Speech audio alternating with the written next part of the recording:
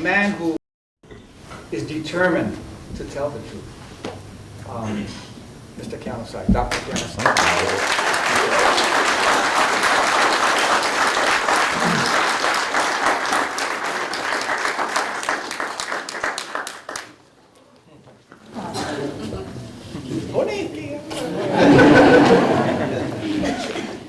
Mahalo, Oliver.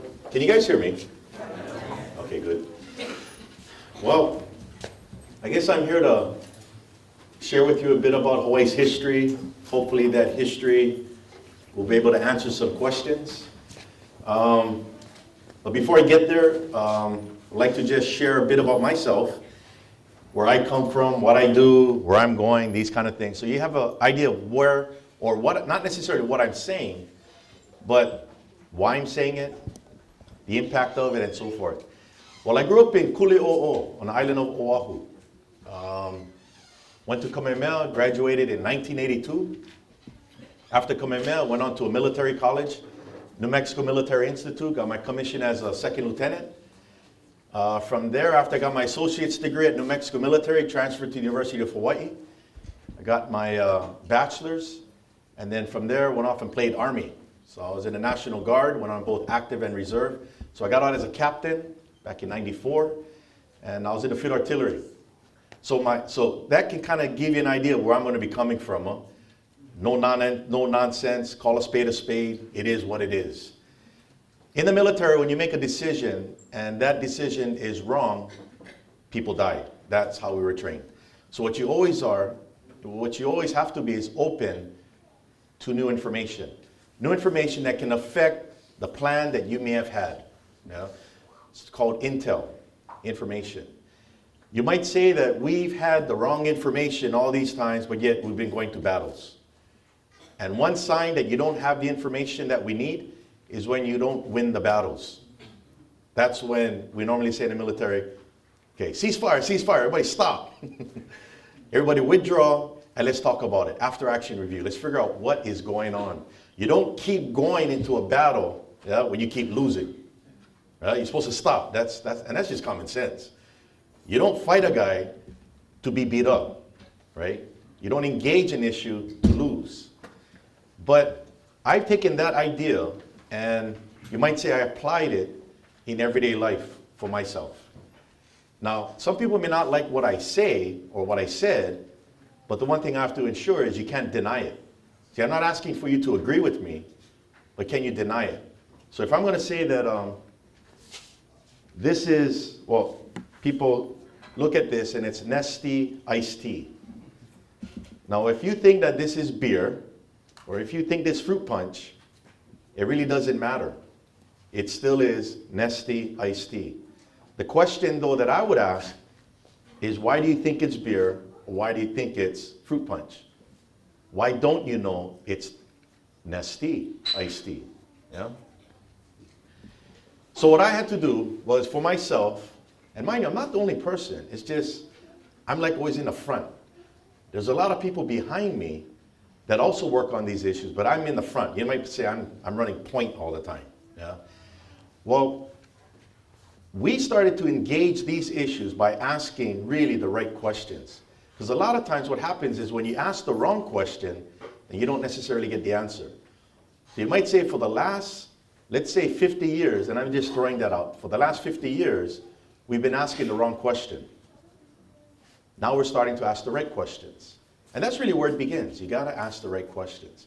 Now these questions that I asked, along with the people that I used to work with and I still work with today, went into issues of contracts, law, things that you can falsify, yeah?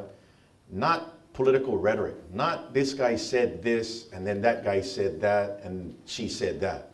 No, I wanna know is this Nestea or is it fruit punch? I don't care what you are telling me, but can you please qualify to me that this is actually Nestea or is it fruit punch? So I'm gonna ask the right question. Can you explain to me why it's fruit punch? And then I guarantee you, you won't be able to explain it. You're just gonna keep telling me over and over, no, that's fruit punch, because that's just the way it is. And then that's okay. We engaged these issues back in the 90s. So when Oliver said he was in jail, I had to laugh. You know? Because I was. Because I asked the wrong question. Or actually, should I say, I asked the right question, but it was the wrong question that they wanted to hear me ask, okay? So back then, we were proving that Hawaii still exists as a country. This was back perfect title days. We're talking 1990s. Now, if we're saying that Hawaii is still a country, well, what does that idea have practically on land titles, contracts, which leads to mortgages, title insurance, promissory notes? See, everything is measurable now. Yeah? Well, that's when what we did, nobody could refute, but we're testing the theory. See, we understood Hawaii as a country. We got to test it, though, because everybody thinks otherwise. And how you test it, you talk to people's pocketbooks. See, when you start to affect things in a pocketbook, then people start to really listen. It's not race-based. It's not culture. It's contracts. You could be from Mars, you still don't own land in Hawaii. You could be native Hawaiian, and you still don't own land in Hawaii. So I'm asking the right question. How do you own the land? And that takes you into the area of contracts and everything else. So basically back in the 1990s, and you folks can Google Keanu Sai, you're going to see all kinds of stuff popping up. We're proving that nobody owns land in Hawaii, and that it has to be fixed. So we had a company called Perfect Title Company. People used to pronounce it Perfect Title Company. But it's not perfect because nobody has good title. It's Perfect Title Company, which means you got to find out what's wrong in order to know how to fix it. And there's a way to fix it. There's actually a way to fix it. So we did that, but by saying that the title was no good, and we could prove it, and the title companies could not refute it, Title Guarantee, Old Republic. I actually sat on a panel at the Hawaii Prince Hotel put on by the Hawaii Developers Council. I was sitting on this panel and 500 people showed up in Waikiki. David Peach, president of Title Guarantee Escrow. Bruce Graham, lead attorney from Ashford and Riston, also teaches land titles at the University of Hawaii Law School. Neil Hobart, an attorney representing Chicago Title Insurance Company. And Perfect Title Company, myself, and Donald Lewis. And then there was an attorney from Bank of Hawaii that was moderating. People walked out of that room shocked because they thought that this was all just made up. They thought they were part of a sovereignty group, that we're just making outrageous claims. But we had, back then you didn't have PowerPoint. We had actually slides, yeah? 1997. And people walked out of there, could not believe this was like, wow. I didn't say they agreed. What I can honestly say is they couldn't deny it. Because I was saying this is Nesti. But the entire economy was built upon the assumption that it's fruit punch. You take this out, you affect everything. So then I remember Bruce Graham came up to me after the presentation, and he says, you know, Keanu, you're taking these people down the wrong road. People are going to get hurt. I said, no, Bruce, we're not here talking about people. We're here talking about land titles and title search. And I said, I sent you a title report from Perfect Title Company, and all you have to do, because I sent it to him before the panel, all you have to do is go line by line and refute the title report. If you can refute the title report, this game is over. That's really that simple. And he says, I looked over it. It is historically and factually correct. So I said, what's the problem? He said, well, America's here, and that's just the way it is. I said, yeah, I didn't know America was involved with title insurance. See, we need to get back to the contract, not the scare tactic. Yeah. Well, 1 week later, our company, we get raided by the Honolulu Police Department White Collar Crime Unit. We get arrested for racketeering, money laundering, tax evasion, and theft. See, that's the game. See, we're asking the right questions. It's like we're saying the emperor has no clothes on. And everybody's going, shh. But he still doesn't have any clothes on. Well, then they smeared us all over the newspapers, and that's what you're probably going to see. Yeah? Attack the name. They say that we're telling people don't pay their mortgages. No, if you don't have a title, you don't have a mortgage. Because the mortgage is collateral. It's a security instrument. What you have is an unsecured promissory note. You still owe that money to the bank that you borrowed it from, but that's why you have title insurance, which takes it right back to title guarantee escrow. So you see how that works? Again, it's terminology, it's understanding, it's the concept. If you're going to play football, you got to know the game of football, because if you don't know the game of football, you're going to get taken out by a pulling guard that's about 350 pounds. And if you know that pulling guard is coming, sometimes all it takes is just move on the side and let him pass. But if you don't know he's coming, you get flattened. You get flattened. Then they drop the charges on us, and they get us on a grand jury indictment, got me on a grand jury indictment, a Class B felony, attempted theft of land. By doing title reports and attempting to fix the title, we were stealing land. Okay, let me give you some inside scoop here. Real estate is immovable. It doesn't move. You can only trespass on land. And if our title reports were fraudulent, yeah, then you speak more along the lines of conspiracy and fraud. See, that's where you're supposed to go, but it's difficult if you can't refute the title reports. So it goes right back to, I got indicted and prosecuted for attempted theft of land, a Class B felony, over $10,000 worth, because this property was like over $200,000 worth. And you know the whole idea of attempted theft of land? Did you find dirt in my pockets? I attempted to steal land. It just doesn't work that way. But nevertheless, convicted. So when I was convicted, 1 month later, get sentenced. So I'm up there getting sentenced, and the judge, Sandra Sims, comes out, and she says, first thing she does, on the record, she apologizes to me. Because she understands what we're doing, and that she said there is pain in revolution. I'm thinking, the only revolution I'm involved with is in the head. This is cerebral revolution, you know, because factually nothing changed. But she says there is pain, and that she said that this court will in no way prevent me from resolving this issue. Now, why did she make that statement? Was because we're about to travel to the World Court at the Permanent Court of Arbitration to actually argue a case on the assumption the Hawaiian Kingdom still exists as a sovereign state. So you can see the game I play. It's very serious. And when people say, hey, I like join you guys. No, there's nothing to join. You either know what you're doing or you don't know what you're doing. And it's okay, just go sit down and do whatever you gotta do. But for us, and what I'm involved with, we have to do it. So when I was up in The Hague, the Netherlands, arguing that case, the final day of the hearings, we got a call from the Rwandan ambassador. And that's, because I'm gonna try to get you to where I'm at now, and then we get to the executive agreement.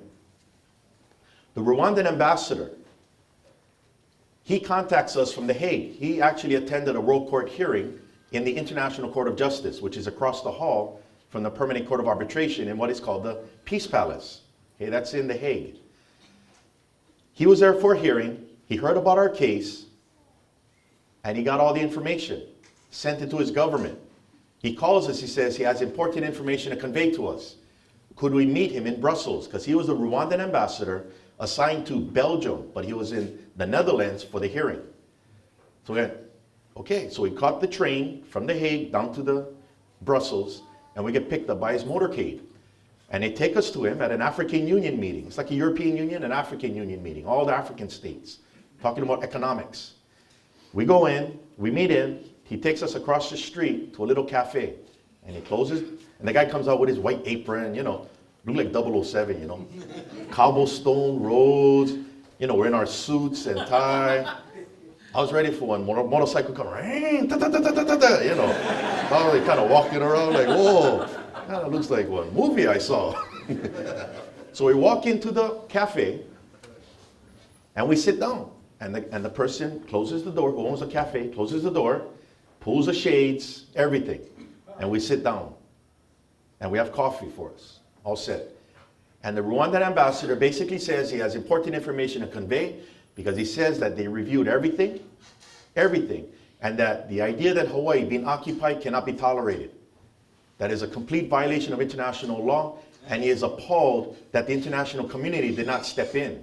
Now, why is Rwanda a stickler on this?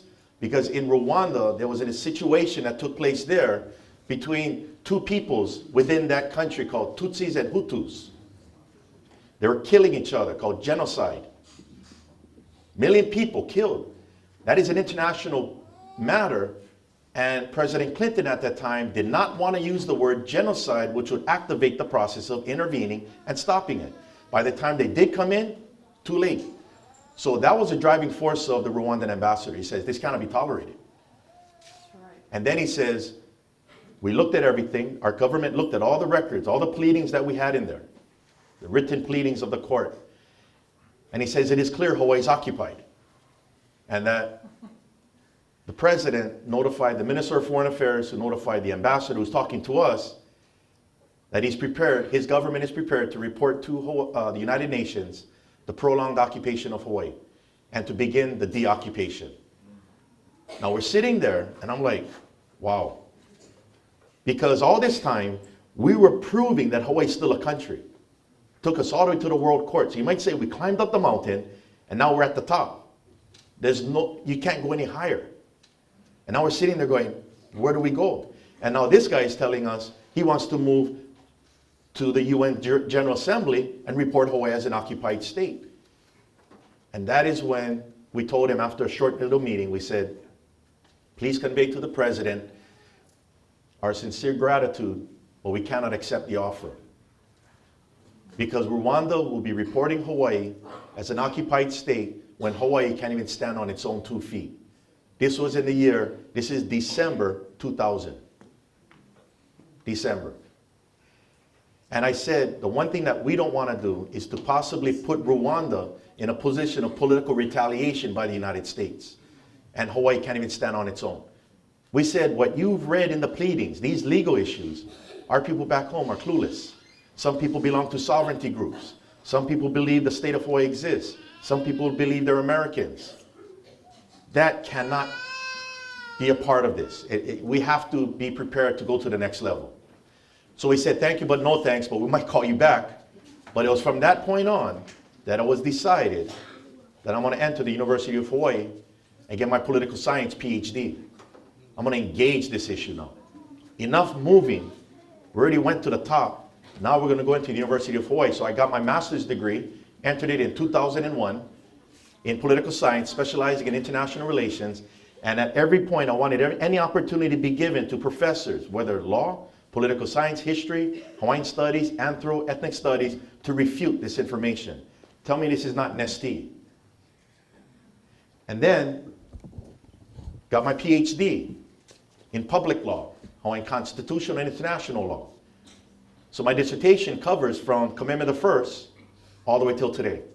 The legal and political history, laying all this stuff out. And the meeting we had with the Rwandan ambassador is in that dissertation, and was also in a law journal article that I wrote for the University of San Francisco School of Law, Journal of Law and Social Challenges. So what I found is the biggest culprit and the enemy that we have today, is ignorance.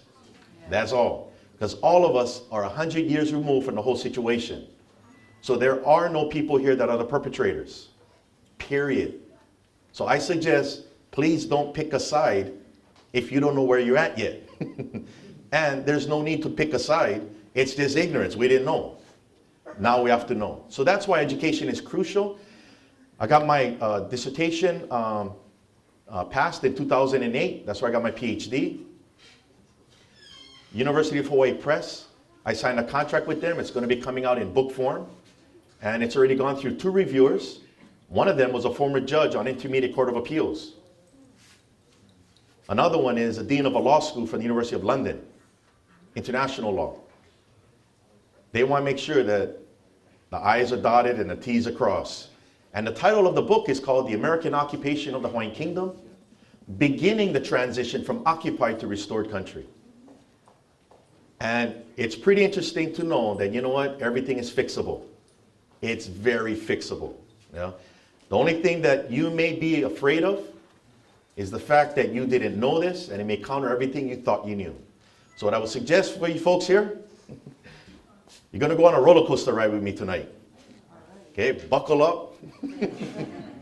There's some steep climbing and some steep drops. Don't be afraid, it's all good. This is going to make an excellent movie. Okay. And we don't need Oliver Stone, because he's not even a conspiracy theory. This is just straight up history and what happened. So what I'm going to present to you is an executive agreement. And the impact that it has upon us today. But before I can get into the executive agreement, I need to get into the history of Hawaii that leads up to that agreement and its profound effect today and where this can take us. And then with the panel after, that's where we can kuka, yeah? Kind of iron these things out. Now the first thing that I would suggest is we need to understand terminology. Put it simply, you might say, all these years, we thought we were playing baseball. The game is football, yeah? You got to drop using the words that apply to baseball in a football game. So don't say, how did Congress, okay, no, it's like comparing, no, let's use this. It's like saying basketball and football. Okay, the question is, and I actually teach a class up at KCC, Kapiolani Community College, Introduction to the Hawaiian Kingdom, Hawaiian Studies 297. Writing intensive too, yeah? So one of the questions they're asking, but they say, how did Congress annex Hawaii? Now I'm going to get there, okay? Now I'm going to say is, Congress cannot annex Hawaii because Congress cannot pass laws that have force beyond the borders of the United States. Okay, that's just basic American government 101, okay? So if you say, how can Congress annex Hawaii? It doesn't make sense because Congress can't annex Hawaii, so I ask the question how they did it. That's like saying, how did Kobe Bryant make a touchdown? Right? It just doesn't apply. So you got to drop the use of these kind of terms. Like, you know the word independence? People say there's an independence movement, right? Okay, there's a difference between being independent and moving toward independence. Independence refers to a legal status of a country and its legal system that exists independently of other legal systems. So the legal system of Great Britain is limited to British territory. The legal system of the United States is limited to US territory. Both exist independent of each other. That's independence. So if you're going to say, I'm part of an independence movement, then what you're also saying is, we don't have independence, we're trying to get it. Does that make sense? Yeah. So before jumping ahead to there, it's like saying, oh my God, they're talking about divorcing from the United States, called secession. Before you talk about secession, which is divorce, first qualify the marriage. That's all. Just ask the right question. Just qualify the marriage. If there's no marriage, don't worry, there's no divorce needed. But might be something else that's needed. So that's why education is important, yeah, and terminology is key. So you guys ready? Yes. You guys ready for this roller coaster ride? Okay. You know, you guys ever saw the movie The Matrix? Yes. Okay, that's my cousin, Keanu Reeves. Keanu Sai, Keanu Reeves. Yeah? And you folks are about to take the red pill. Now you can see two worlds. But you got to get unplugged first. Okay, so I'm going to unplug you. All right, and by the way, Keanu actually is my cousin. He and I were named after my grandfather, Henry Keanu Reeves. My mom is a Reeves, from Colleado, that's the Reeves Ohana. Yeah, so he and I are actually named after my grandfather, Henry Keanu Reeves, and we used to play together. Me and Keanu, same age. I'm 45, he's 45. We're still waiting for him to get the Reeves curse. But you know what, maybe he got it, but he's like Burt Reynolds. He can cover that good, he got a lot of money. You know what they say? It says, grass doesn't grow on a heavily used road. There's a lot of traffic going on up here. Right, Kaleko? That's right. So what I'm trying to do is make this fun because you know what? It's fun. Don't get angry. There's nothing to get angry at unless you can get angry with ignorance. Yeah? It's fun. Actually, it's very opportunistic. Did you know that when you don't engage an issue, yeah, it becomes a threat, yeah, and you demonize it, call it all kind of names. Did you know that if you engage the issue, it becomes an opportunity? That's how it works, yeah. Nobody walks in saying, I'm going to get my ass kicked. You walk in saying, how does that guy fight? Hey, you know what? That brother opened himself up wide open. See, but you got to know how to fight. And what I'm saying is I'm not advocating fight. The fighting is all in the head. It's all cerebral. It's all in the head. Cerebral revolution. That's what we're into. Yeah. Awaken the minds. Yeah. LAA. Okay. Executive agreement. Basically what I'll be covering. And for those of you who can't read it, I'm going to read it out for you. Okay, so don't worry about reading it. The calibration between the computer and the projector is making it darker. So I apologize. I tried to fix it, but you know, Maui Community College, that's what you get from them.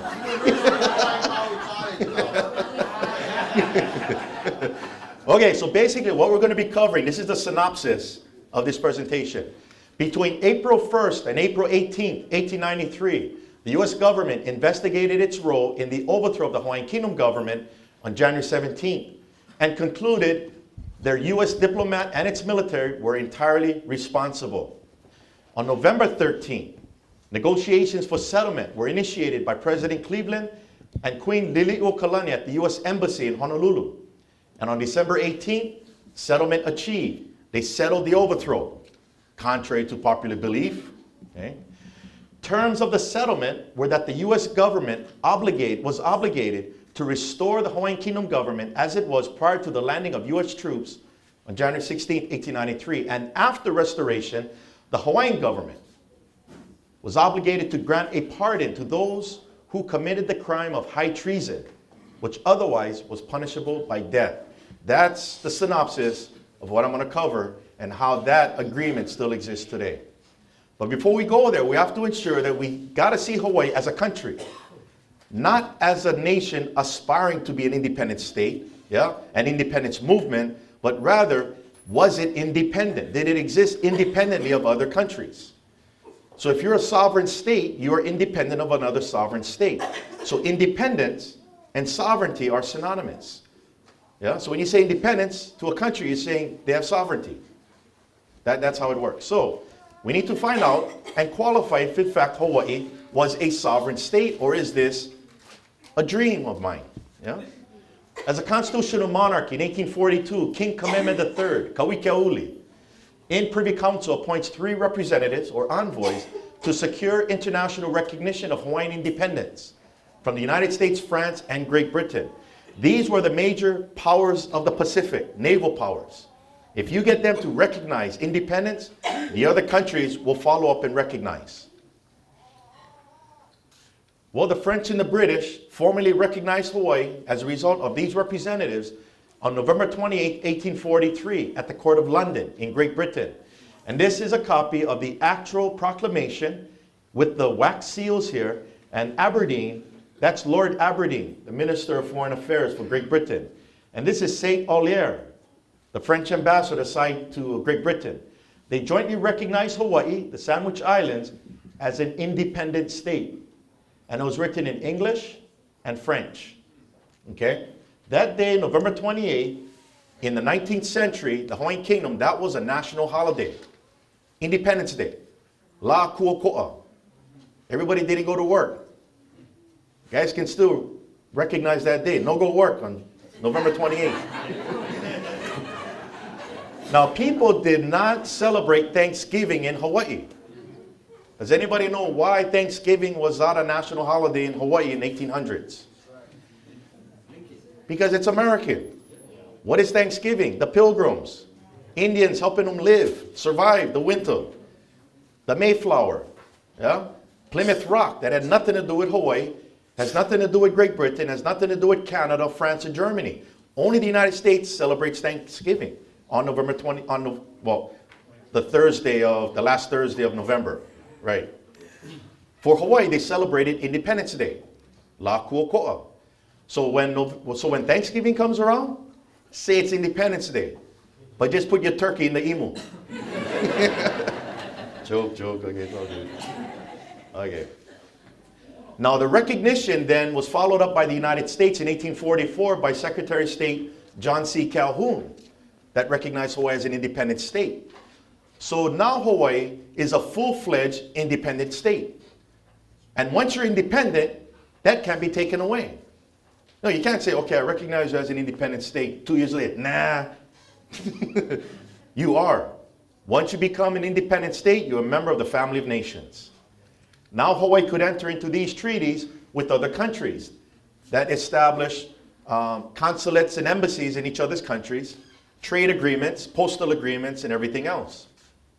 Austria-Hungary, Belgium, Bremen, Denmark, France, Germany, Great Britain, Hamburg, Italy, Japan, the Netherlands, Portugal, Russia, Samoa, Spain, Switzerland, Sweden and Norway, and the United States of America. And these pictures here are from the Hawaii archives in Honolulu. When I went to the World Court, we had to take snapshots of this because that was part of our presentation.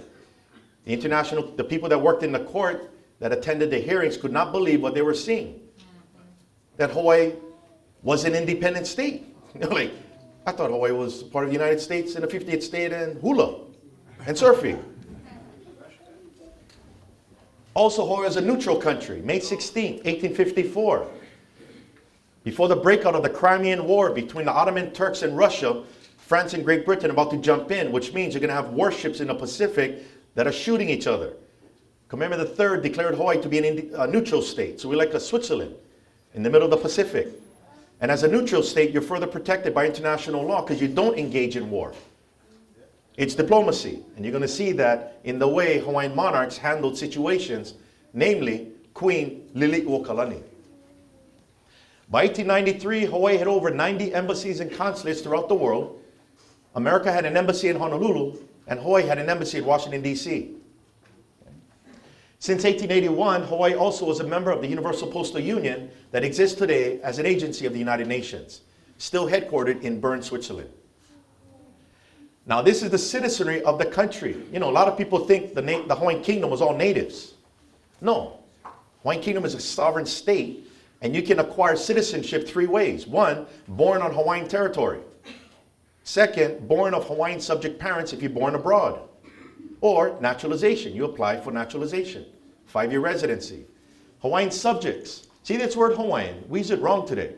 Hawaiian is nationality, not ethnicity. It's a nationality. Like American is a nationality. But Chinese is the ethnicity. So you can be American Chinese. Well, here you can be Hawaiian and then another ethnicity. So this is from the government census report in 1890. Well, Aboriginal Hawaiians, both pure and part, were 40,000, but you had Portuguese, Chinese, and Japanese and other white foreigners. They're all Hawaiian.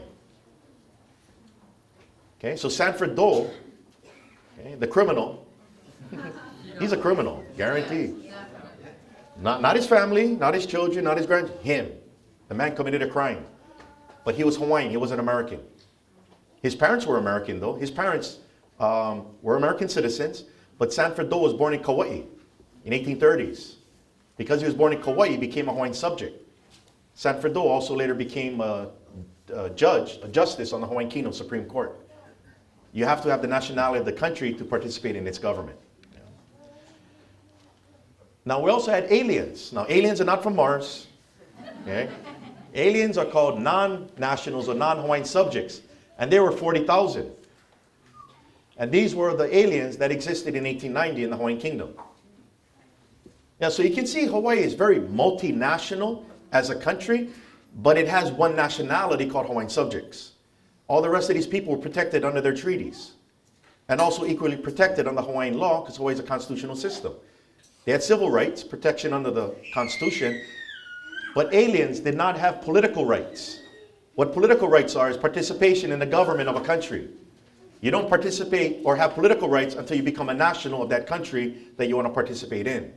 So in Orange County, California, you don't have aliens there who are Mexican nationals voting in Orange County elections. But if they get naturalized, then they can vote. But if their children are born there, the children can vote, but the parents are still Mexican. Make sense? Yeah. Same concept. That's what Hawaii was back then. Now, this is judicial acknowledgement of Hawaii's status today. So it's not just us looking at something historical, but we're looking at current judgments of courts today that acknowledge what we just saw. So this is from the Permanent Court of Arbitration, an arbitration award that was published in the International Law Reports out of Cambridge. It says in the 19th century, or 1800s, the Hawaiian Kingdom existed as an independent state, recognized as such by the United States of America, the United Kingdom, and various other states. They're merely reiterating what's historical, yeah? Kahawaiʻolaʻa versus Norton. That's a court case that went to the Ninth Circuit Court of Appeals in San Francisco. And the 3 judges in that decision said the Hawaiian Kingdom, quote, was a co-equal sovereign alongside the United States. Co-equal. Again, they're only looking at what was there in the past. And then in 2005, the Ninth Circuit Court of Appeals also said, in 1866, this was in Doe versus Kamehameha. In 1866, which is the date of America's Civil Rights Act, in 1866, the Hawaiian Islands were still a sovereign kingdom. So again, this is acknowledging what we just saw, and that's important. So they're saying that this is nesty. Okay, now we're going to gradually move along the lines of why we think it's fruit punch, okay? But it's still nesty right now. Now, constitutional government. We got to understand what was Hawaii at that time. It wasn't just a monarchy, it was a limited monarchy, a constitutional monarchy. And you know what I like about it? There's one provision in the Constitution. I think it's Article 24 of the Hawaiian Constitution. It says, no one shall sit upon a throne who has been convicted of an infamous crime, insane, or an idiot. Wow. America got to have that in the Constitution. I'm just joking. Because you know what? I am an American from my great-grandfather, Charles Armistead Reeves, who came from Tennessee. But I'm also a Hawaiian subject from other side of the family. So I'm both. You know, so the issue of nationality, don't think you can pick and choose. It is what you are. It's up to you whether you want to give it up. But the idea of citizenship, it's not us against them. What we're talking about here is what is the law? Yeah? Just how did it work? Well, Hawaii is a constitutional government, okay? It was a limited monarchy with 3 separate powers, okay? Executive power, which is to enforce law. Now, this is important because we need to understand Liliu's position in 1893, because she is the chief executive. She enforces law. Separated from the legislative power, okay, the legislature that makes law. And then you have the judicial power, the branch that judges law, courts, okay? And Article 31 of the Hawaiian Constitution says to the Queen, or actually it says to the King, but she was a queen at that time. To the Queen belongs the executive power, the authority to execute law. That's a constitutional term.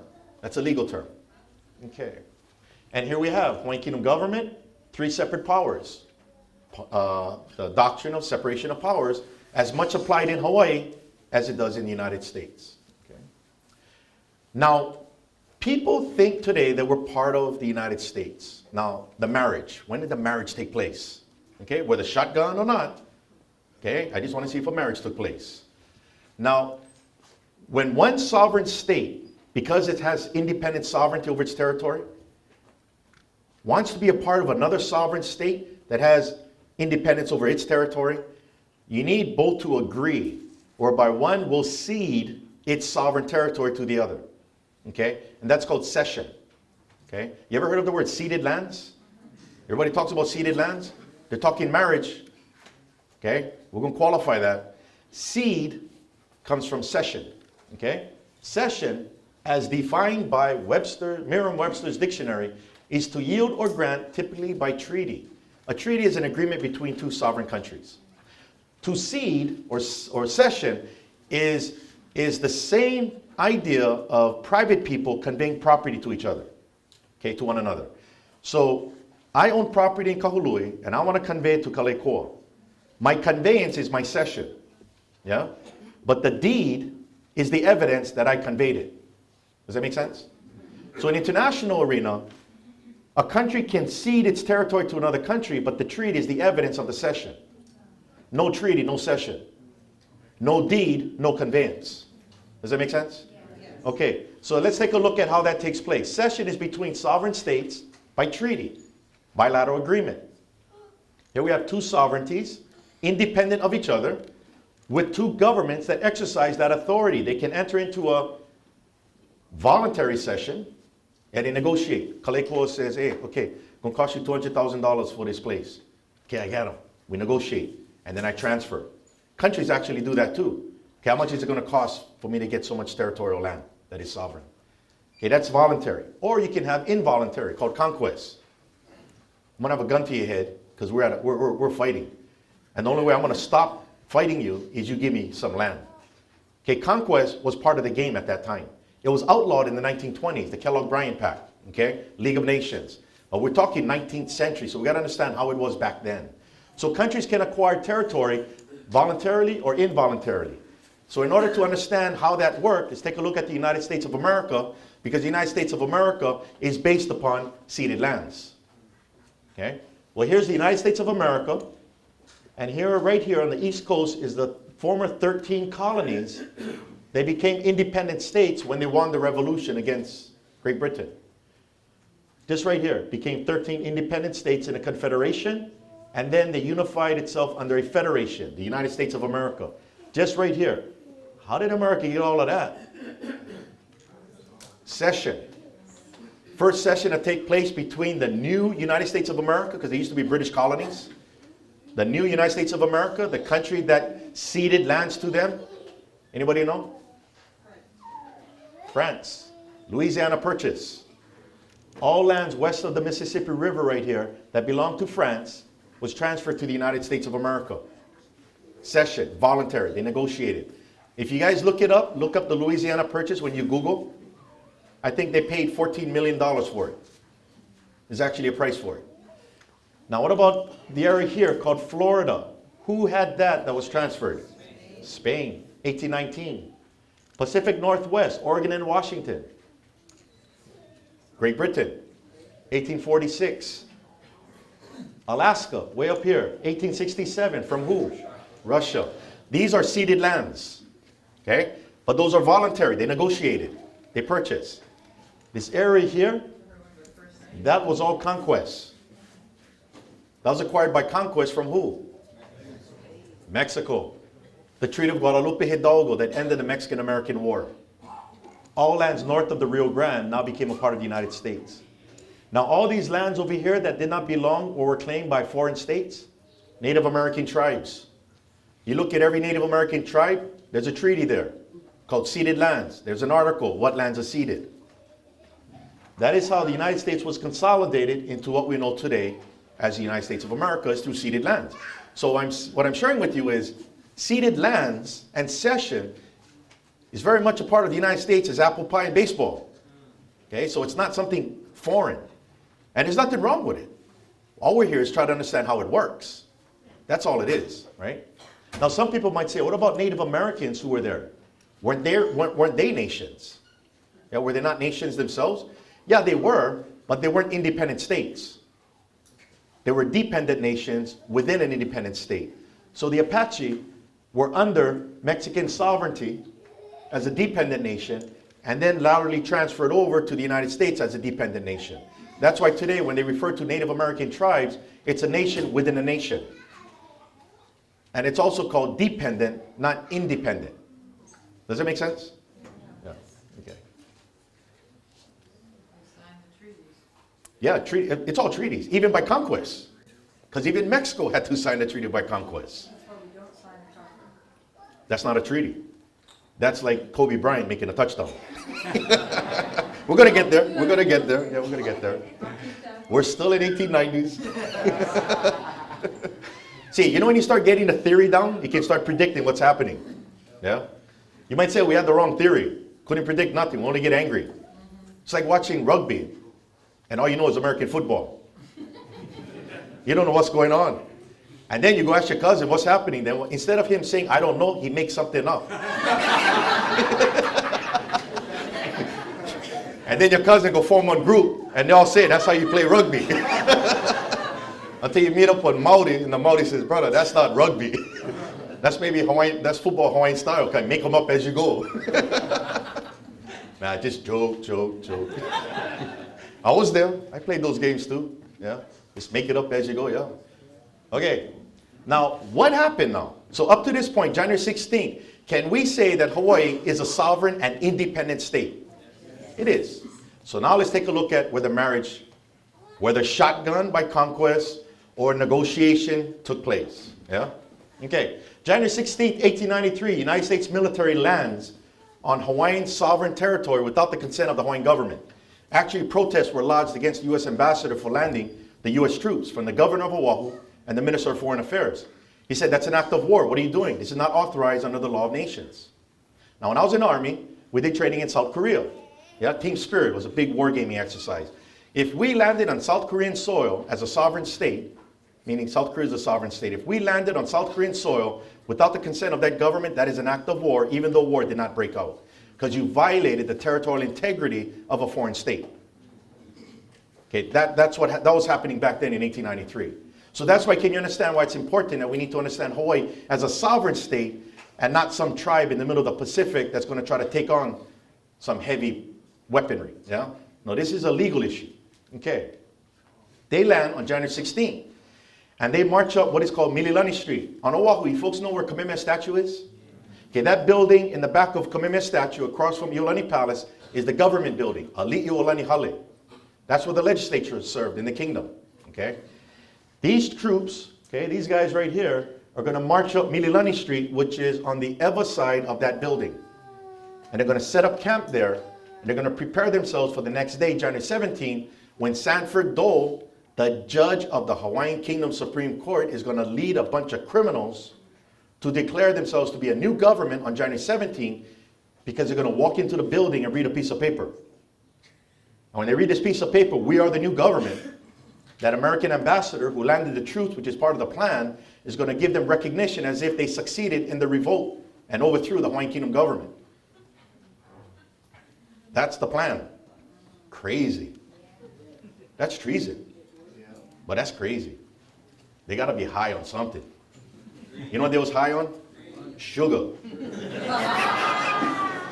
They was high on sugar, because sugar plantations, basically what was pushing these individuals to do this was to make more money by getting their sugar into the American market duty-free. They want to be in the market. That was the bottom line, sugar. And they were high on sugar. They weren't thinking straight. Yeah? So what happened was, now the ambassador though, what does he want out of this? He's not high on sugar. He's high on military. He wants Hawaii as a military outpost to develop because it's centrally located. That's Minister Stevens. Okay? That's the plan. So they're going to say, okay, you set up yourself and you declare yourselves to be the government. I will say I recognize you, the United States recognize you as the lawful government, and warn the Queen, you attack them, you attack the United States. Now the Queen wasn't going to attack them because they're not a real government. What the Queen was going to do with Marshal Wilson and the police force was to arrest them for treason. But they couldn't arrest these individuals without running into the Marines. So that is when the Queen protested. Remember, neutrality, right? We don't want a shotgun wedding here like Mexico had. So what she had to do was she yielded her authority. Remember that executive power she had to enforce the law? She's going to yield that temporarily and conditionally to the United States president, not to these criminals, to investigate the actions of their individuals, their diplomat and military. After the investigation, restore the government back to what it was before the U.S. troops landed and return the executive power. That's the plan. Now, President Harrison was the president at this time, Benjamin Harrison, but he's not listening to the protests. He's making like it doesn't exist. What he does is he's waiting for these individuals to arrive in Washington, D.C., headed by Lauren Thurston, the other criminal. Okay? Not his family, just him. They committed high treason. They better be successful, because the punishment for treason is death after you're convicted by a jury. So he heads off to Washington, D.C., with a few other criminals, and on February 14th, Valentine's Day, they signed a treaty in Washington, D.C. with President Harrison, transferring all of Hawaii to the United States. That's what actually happened. Now, President Harrison at this time, February, under U.S. law, you got to submit a treaty of cession, to the United States Senate for approval. The Senate has to approve, meaning they have to vote 2/3. 2/3 of the senators have to vote to approve it. Okay, that's a constitutional provision of the United States. So it's with the Senate. Okay, it's there. It's being discussed. Now this is February. 1 month comes, March 4th. A new president comes into office. Inauguration day is March 4th. See, in 1800s, inauguration day was March 4th. Today, it's January 20th. When Barack Obama took office, that was January 20th. In 1800s, it's March 4th. On March 4th, you have a new president coming into office. Grover Cleveland. the Queen appoints and designates this guy named Paul Newman. Yeah, nice ka'u name, yeah, Paul Newman. That gives you an idea, this is not ethnic. He was a former Attorney General under King Kalakaua. He's the one who drafted the original protest for the Queen to yield her authority temporarily. She appointed him by power of attorney, making him an attorney in fact of her to travel to Washington and hand deliver that protest to that incoming president, because that first one is not doing anything about it. So Paul Newman arrived in Washington for the inauguration, and he delivered that protest to the president. After receiving the Queen's protest at his inauguration in March, Cleveland withdraws the treaty from the Senate, he takes it out, and he initiates an investigation in April. That is when he appoints and designates James Blunt, the former chairman of the House Committee on Foreign Affairs, who's from Georgia, to travel to Hawaii as a special commissioner to investigate and to report his findings to the Secretary of State, Walter Gresham, who would then apprise the president what happened. On October 18th, that investigation was concluded. And they concluded that international law was violated by the U.S. ambassador and U.S. troops when they intervened, when they landed illegally on Hawaiian soil. Members of the provisional government, they concluded, committed the crime of high treason, which is the punishment of death. They said it, they committed treason. And the United States must make all possible reparations, monetary, damages, as well as restitution. You have to restore the situation back to what it was before the U.S. troops landed. In other words, restore the Hawaiian Kingdom government to the status it was before the U.S. troops landed on January 16th. That was their conclusion, which followed up with the Queen's request to do the investigation. But the problem that President Cleveland is going to run into is when that government is restored and that executive power is returned back to the Queen, these individuals who committed treason will be indicted, prosecuted, convicted, and executed. And James Blunt, in his investigation, it's called the Blunt Reports, very damning. These individuals like Lauren Thurston was incriminating themselves because they believed in what the U.S. ambassador said. Now, they say when you get arrested, don't say anything because whatever you say can and will be used against you. Oh my God, these guys were just vala'au. Oh man, puhi kawaha. So, President Cleveland had a problem. He can't restore the government until he can get the Queen to grant amnesty before returning the executive power. That's what he needed to do, because a lot of people are going to be convicted, executed, because of what the U.S. ambassador and the U.S. military did. But yet, the U.S. ambassador, he had what is called diplomatic immunity. He went home, because he's an ambassador.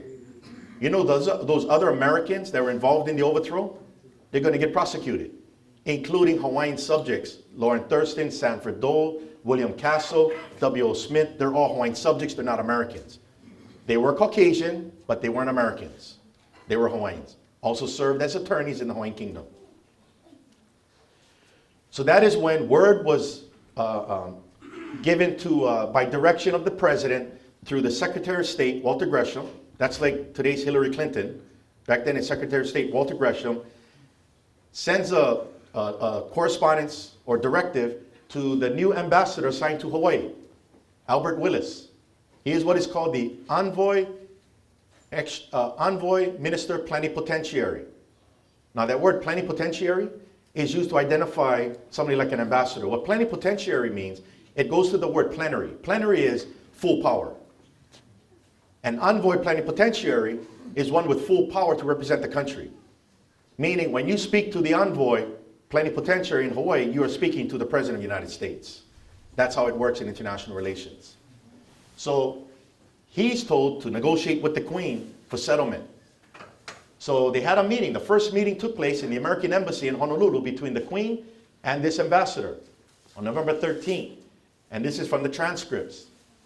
He conveyed to the Queen the President's sincere regret that through the unauthorized intervention of the United States, she had been obliged to surrender her sovereignty, meaning her authority to execute the law. And his hope that with her consent and cooperation, the wrong done to her and to her people might be redressed. He stated that the President concluded that the members of the provisional government and their supporters though not entitled to extreme sympathy, have been led to their present predicament of revolt against the government by the indefensible encouragement and assistance of our diplomatic representative. That's the U.S. saying this. Okay? Don't you wish you had that in Iraq? Nah, just joking. The Queen was then asked, should you be restored to the throne, would you grant full amnesty as to life and property to all those who have been or who are now in the provisional government or who have been instrumental in the overthrow of your government? Amnesty is to grant an official pardon to an offender from the legal consequences of an offense or conviction. The United States President has experience, not Cleveland, but the office of President has experience in granting pardons. Civil War. The President of the United States issued a pardon, a general amnesty to all Confederate soldiers, that they will not be prosecuted for treason. That is what President Cleveland is asking the Queen to do, because these individuals followed what the U.S. ambassador told them, which was not true. Well, after 4 meetings with the ambassador, the Queen agreed to grant amnesty to the traitors after the government was restored. Because initially, you know, the first meeting, November 13th, she said no. She said the law is the law. That is quite fitting, I think, for Sanford Dole, who's a judge on the Hawaiian Kingdom Supreme Court. That is the law, meaning you cannot claim ignorance. Yeah. But she finally agreed after negotiation. They met 4 times. She agreed, and that was signed, declaration is signed to grant amnesty on December 18th, and that was forwarded to the U.S. State Department. But the amnesty will be granted after the government's restored because she doesn't have the executive power yet. Right. It's still in the president. Okay. Well, this has come to be known as the 1893 Cleveland-Liliuokalani Agreement of Restoration. It is a binding agreement under international law as well as U.S. federal law. It's like a treaty. That's what that is. And there's court cases dealing with executive agreements in the U.S. Supreme Court. Now, none of us knew about this, right? Because none of us knew how to play rugby. This is called a scrum. We was wondering what that was. Nobody could explain it. We thought it was a huddle.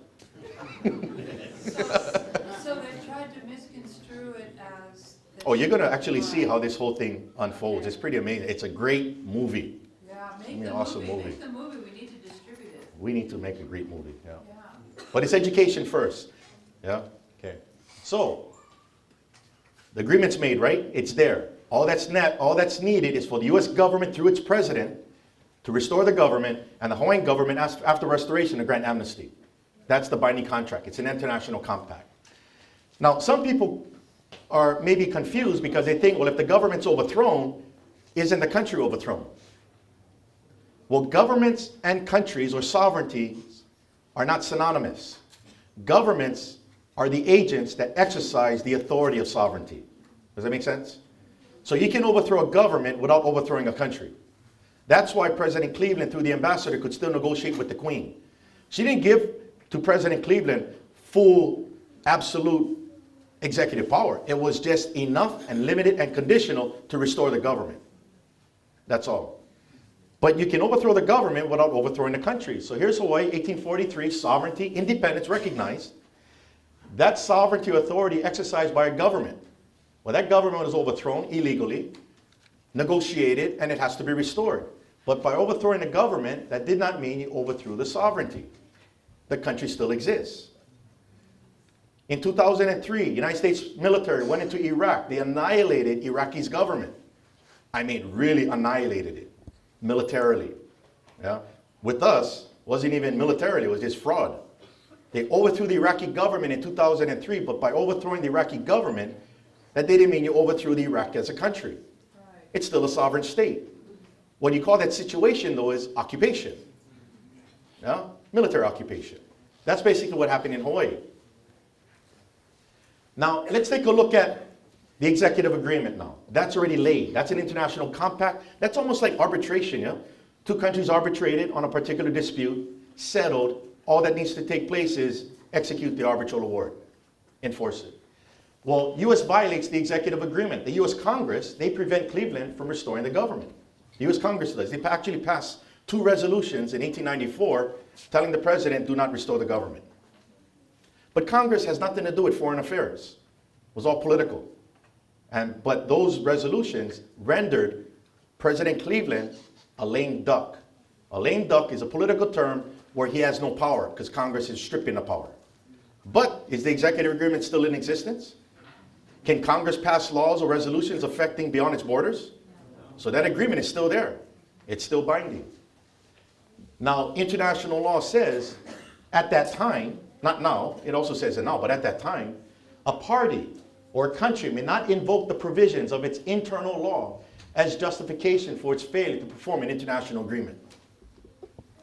Okay, so what's going on here is American politics. That's what's happening. Now, the Queen and Hawaiian subjects relied on Cleveland's commitment to their detriment, meaning they got to stand down. If they rise up, it could enter into a treaty of conquest. So they got to stand down. What that does is it gives rise to a legal doctrine called estoppel. Estoppel it means you are precluded, okay? You are precluded or it prevents a party from denying the truth of a statement previously made. So estoppel means you're stopped. So like Kaleko and I make an agreement. I'm going to make 500 t-shirts. He agreed to pay me $1,000 for 500 t-shirts. We sign a contract, okay? Well, I don't have 500 t-shirts in my office. I got to go purchase it from the American t-shirt company. Then I print them. Then I call Kaleko. Hey, Kaleko, ready for pickup? That'll be $1,000. Kaleko cannot tell me, oh, you know what? Nah, I don't like it. Because my wife said I kind of buy them. I said, brother, you signed a contract. And I relied on that contract to my detriment because money came out of my pocket to go buy the 500 shirts to print. So what basically happens in this situation is that Kaleko is precluded from making any excuse other than give me the money. And if he doesn't give me the money, guess what? I call the cops. Or I file a suit against him to get that money. What it means is he doesn't have an excuse if you fully understood what he signed. So in this executive agreement, estoppel kicks in. You see how that's played up? So the United States cannot later claim through Congress or the presidency or the judicial system that they don't have to restore the Hawaiian government. No, you're stuck. You're bound by that. And that, as long as Hawaiian subjects survive, you can make that statement. Yeah? But you got to survive. Now, because of our survival, you might say, we got amnesia. Because now we don't know. Because we're led to believe something that's not true. Now we're starting to understand it. It's like, this is how rugby is played. Now, what is the executive power again? January 17, 1893, the Queen yields executive power conditionally and temporarily to the President. The President acknowledges that conditional and temporary grant, that commits the government to restore the Hawaiian Kingdom government. Okay?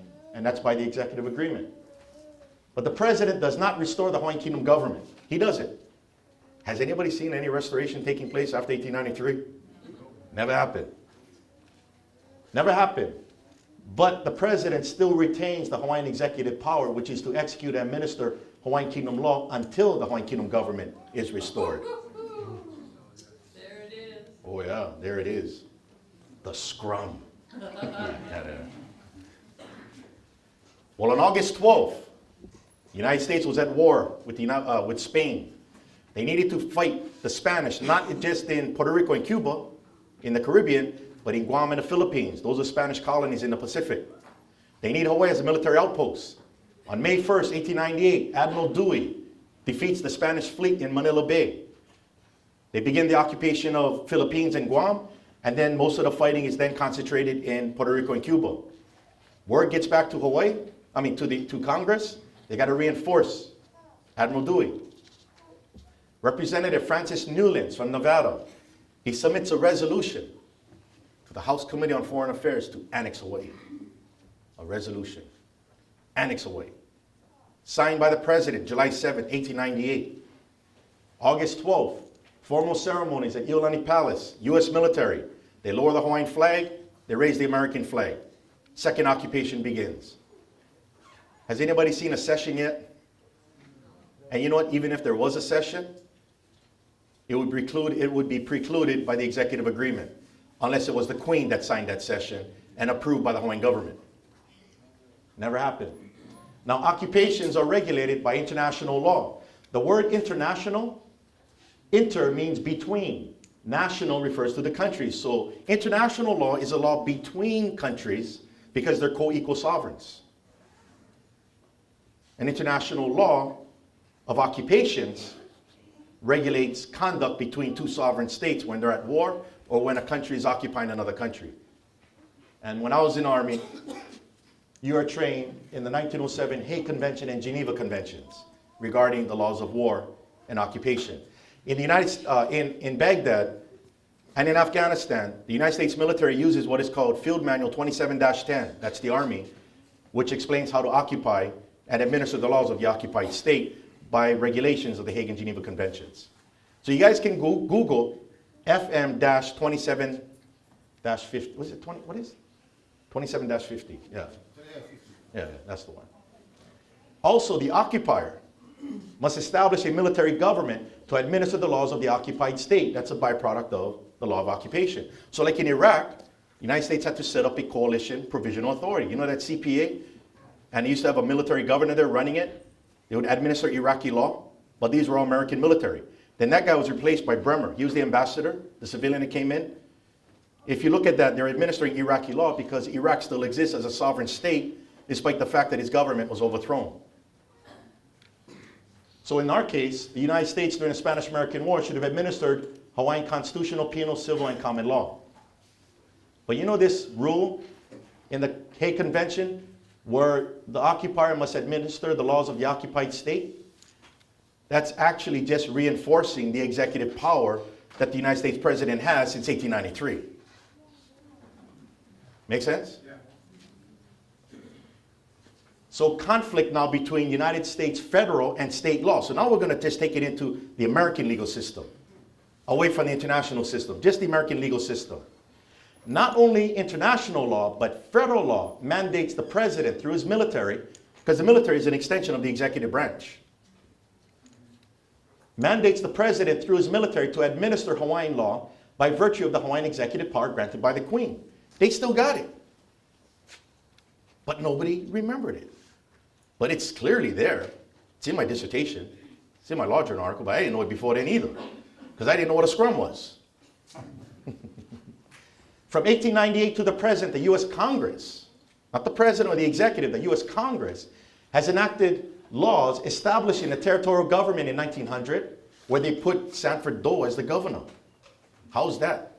The criminal who the president asked to grant amnesty, the next president puts that guy in charge of the territorial government. Wow. That's like I'm in New York. They appoint John Gotti, governor of New York. Looks good with the suit and tie. When you start looking in behind, you go, oh, that guy's mafia. Well, that guy wasn't granted a pardon. He's still a criminal. He's a fugitive. And the state of Hawaii government in 1959. That was enacted by Congress. And these were all in violation of the executive agreement that obligates the president to restore the Hawaiian Kingdom government. Not to create the territorial government or the state of Hawaii government, but the Hawaiian Kingdom government, the constitutional system. And this is from a U.S. Supreme Court case in 1937, one of many, but I love it. U.S. versus Belmont. Justice Sutherland said, our Constitution, laws, and policies have no extraterritorial operation unless in respect of our own citizens. Extraterritorial means the ability to go beyond the territory of the United States. So what he's saying is, U.S. law and the U.S. Constitution has no application beyond the borders of the United States. Does that make sense? Okay. So let's give it some context now. Here's the United States of America, and here is Hawaii. Co-equal sovereigns, right? A lot smaller, but legally co-equal. United States Congress passes a law, annexation resolution, joint resolution of annexation. That's an American law limited to U.S. territory, just like Justice Sutherland said in United States versus Belmont of the U.S. Supreme Court. 2 years later, the territorial government is created. It's called the Organic Act, where Sanford Doe was then appointed governor by William McKinley. 1921 Hawaiian Homes Act. Now Native Hawaiians are forced to play this game because they're being abused on the land back home by these guys in control. So they got to get people up at the federal level, like Kuhio and Wilcox and Bush, to try to get the U.S. to pass a law that will create homesteads For Native Hawaiians, 50%, they wanted less, okay, less quantum, but to put Native Hawaiians back on the land because their lands were being taken by these criminals. But Hawaiian Homes was going to be at the federal level. The commission at the federal level to look down. It was a sign of survival. They had to do something. And then 1959, the United States Congress passes a law changing the territory into a state. And then the Office of Hawaiian Affairs, 1978, that utilizes the blood quantum as a definition. Apology resolution. America passed the law in 1993, apologized for the whole thing. Sorry. They actually passed a law apologizing. But you know what? When you read what's in that law, it's all rubbish. Because they start to say things in there. Remember, only now we're starting to understand scrum. There's no forward pass in rugby. Yeah, we're starting to learn it. When we start to read the apology law now, they start to use terms in there that reinforce an illusion. They say that Native Hawaiians, they apologize to Native Hawaiians, implying only natives was in the kingdom.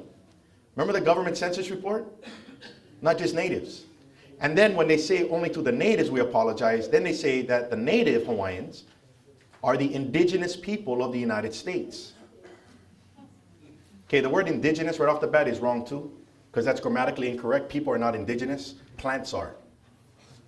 You guys knew that? Okay, the word indigenous, you can look it up, okay, in the dictionary. Indigenous is originating in a particular region. That's why it's used with plants and animals. The silver sword is indigenous to Hāloa, endemic only to this area. People are not indigenous. You know, even our own history, Native Hawaiians say we're not even from here. We're from Kaiki. We sailed here. So that's not indigenous. So, and then really they say indigenous cannot be applied to people grammatically because they found scientific evidence that the DNA of people goes back to Africa. So you might say we're all indigenous to Africa. That's true. But then we migrated and populated the world. See, when you migrate, the term used there is Aboriginal. Aboriginal is defined as first to arrive in a region. That's Aboriginal by definition. Does it make sense? Okay, so when they refer to Native Hawaiians, the natives back then in the kingdom, they referred to them as the Aboriginal Hawaiian, pure and part. That's where Aboriginal comes from. Make sense? We're getting rugby down. Okay? Pretty soon we'll come up with a play. Right now we're still just figuring out the game. Okay, so that only reinforced the idea of Hawaii being colonized as a tribe under the United States. It's all an illusion. It's all made up. And then the Akaka Bill. The Akaka Bill seeks to transform the Office of Hawaiian Affairs and the Hawaiian Homes back to the federal level. That's what it's doing. But in order to do that, it needs federal recognition, as if Native Hawaiians are a tribe. Okay. That's all fine, but remember, U.S. laws are limited to U.S. territory, right? So it's still limited to U.S. territory. But let's take a look at, well, let me go on. I'm going to come back to the Akaka Bill. Now, these are Hawaiian laws, okay, that existed at the time of Queen Liliuokalani in her negotiation with the U.S. ambassador. Meaning that's what she was constrained by. Hawaiian Kingdom law, as the president is constrained by U.S. law. These are Hawaiian laws limited to Hawaiian territory. These are American laws limited to U.S. territory. American laws cannot be imposed in a foreign state without violating its sovereignty. And Hawaiian laws cannot be applied in the United States without violating its sovereignty. So you're not going to see me in California claiming I have native tenant rights, and I'm going to go start picking some Hawaii. Only here. And that's not really, that's a little sticky. You got to talk Hawaiian Kingdom law on what is native tenant rights. So the reason why they're separated, because they're two sovereign states. Remember, independent. Their legal systems exist independent of each other because of international law. Can you see how important a treaty is right here? You need a treaty. Well, what's going to happen is, from 1898 on, you're going to have history books fabricating that Hawaii was annexed by treaty. And you know how I know that that propaganda worked? Is because everybody here today says ceded lands. Because ceded lands implies there's a treaty. There's no treaty. Why is everybody still saying ceded lands? You can't steal land, it doesn't move. It's still here. No, it's called seized lands, not ceded lands. Yeah, but it's still illegal. So it's illegally occupying this land. Yeah. Okay. Now, these are American laws that are limited to U.S. territory. Okay. And these are Hawaiian laws limited to Hawaiian territory. Really, that's insignificant in this whole issue because this is an issue between United States as a country and Hawaii as a country, right? So really, the only thing that really matters is that executive agreement. That's still there. Now, you know the Akaka bill? The Akaka bill, pushing the Akaka bill is a direct violation of federal law because of the executive agreement. That's a U.S. law. That's a direct violation and an encroachment of Congress on the executive power of the President of the United States.